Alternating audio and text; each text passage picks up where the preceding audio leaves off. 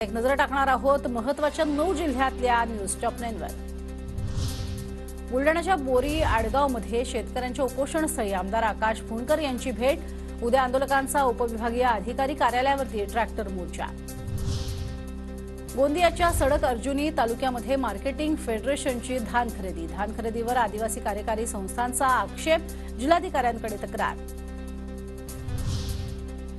परभणीमध्ये संविधान सन्मान कृती अभियानाकडून आंदोलन। अनुसूचित जाती आरक्षण अ ब क वर्गासाठी नेमण्यात आलेली समिती बरखास्त करण्याची मागणी। गोंदियामध्ये नवेगाव बांध पोलिसांची अवैध धंद्यांवरती धडक कारवाई। प्रतिबंध केलेला पान मसाला तंबाखूजन्य पदार्थ जप्त।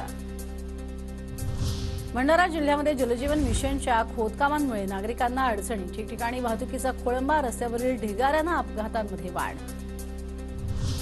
परभणीच्या अंबेजोगाईमध्ये एकाला कोरोनाची लागण। कोरोनाचा रुग्ण आढळल्यानं जिल्हाधिकाऱ्यांचे आरोग्य विभागाला सज्ज राहण्याचे आदेश।